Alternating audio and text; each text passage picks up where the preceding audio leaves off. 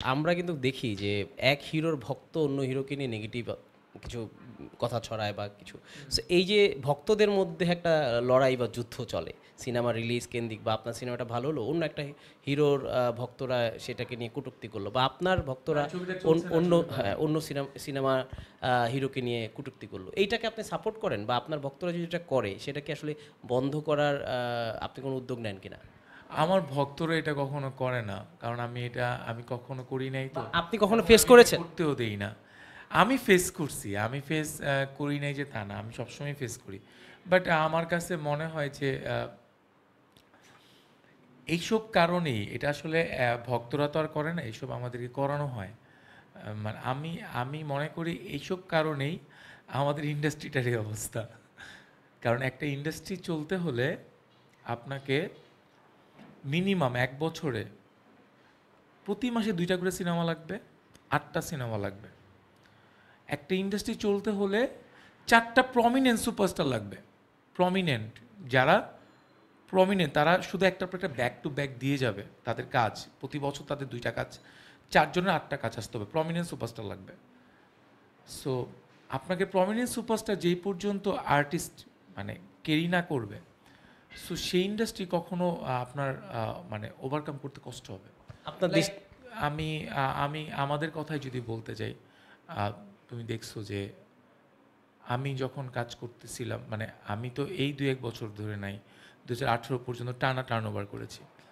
So আমরা কিন্তু like আমাদের প্রতি আমার বছরে 4টা থেকে 5টা গেছে টানা। আমি 5টা কিন্তু বিজনেস করছে, রাইট?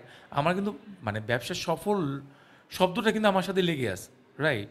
ইভেন আফটার করোনা শ্বশুর ইন দ্য টু হিট ছবি, তখন কি হয়েছে যে ছবি তো আর আমি একা করতেছি না, আমার সাথে আরও 3-4 জনের সিনেমা আসতেছে, এতে কিছু হলগুলো পাচ্ছে, রাইট? যখন প্রমিনেন্ট 4টা সুপারস্টার থাকবে তখন আপনার হলগুলো বন্ধ হবে না, কারণ অডিয়েন্স আলাদা আলাদা ক্রিয়েট করা আছে। এইটা তৈরি হয়ে গেলে আর কোনো প্রবলেম নাই।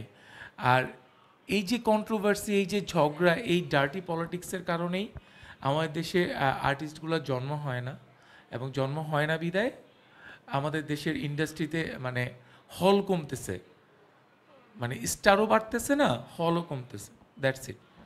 আপনি এবং কমার্শিয়ালিস্টে যদি বলতে চাও তুমি, মানে আমি কিন্তু লাস্ট যে কিনা এত হল মানে টার্ন ওভার করছি, রাইট? সো মানে আমাদেরই কুন্দল না শেষ হলে, আমাদের স্টার না থাকলে আসলে ইন্ডাস্ট্রি চালানো সম্ভব না, হল চালানো সম্ভব না। আপনি বললেন যে 4 জন প্রমিনেন্ট সুপারস্টার লাগবে। সো বাংলাদেশে আপনার দৃষ্টিতে এখন কয়জন সুপারস্টার আছে? এটা তো আসলে কোনো নিবন্ধন না, বা এটা কোনো প্রজ্ঞাপন না যে এই কয়জন সুপারস্টার। এটা তো আসলে অডিয়েন্স ঠিক করবে।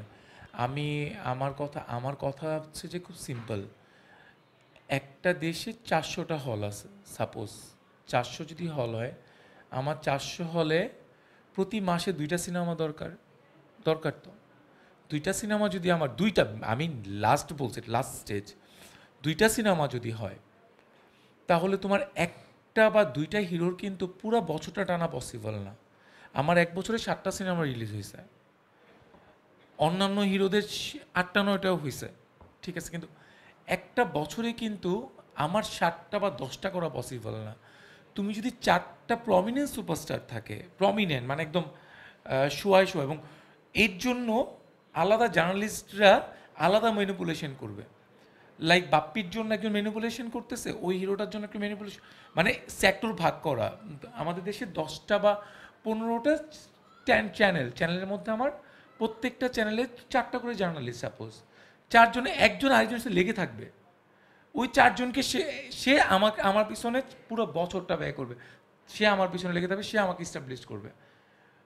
আমাদের core team, director core team, তারা বসে থাকবে, তারা এই বাপ্পির এটা রিলিজ হয়েছে, পরের উইকে বাপ্পির এটা লাগবে, এই বাপ্পিরে আলাদাভাবে মনিটরিং করতে হবে। So, এইভাবে না করলে আসলে আমাদের ইন্ডাস্ট্রিতে হল কমবে, কি স্টারদের জন্ম হবে না। মানে আমি একদম সুস্পষ্ট, মানে আপনার দৃষ্টিতে আপনি বললেন যে 4 জন সুপারস্টার প্রয়োজন, কয়জন আছে এখন আপনার দৃষ্টিতে কোনটা? না, বাংলাদেশের ইন্ডাস্ট্রি? আমি সেটা বলছি না কয়জন আছে, আমাদের দেশে তো সবাই আছে, সবাই কাজ করতেছে, বাট আমাদের এটা অডিয়েন্স ঠিক করবে যে অডিয়েন্স কাকে চুজ করে। অডিয়েন্স যাকে চুজ করে তাদেরকে নিয়ে আমাদের আমাদের সকল জার্নালিস্ট সকল ডিরেক্টর সকল প্রোডাকশন হাউসের ঝাঁপায় পড়া উচিত। এটা যে কেউ হতে পারে।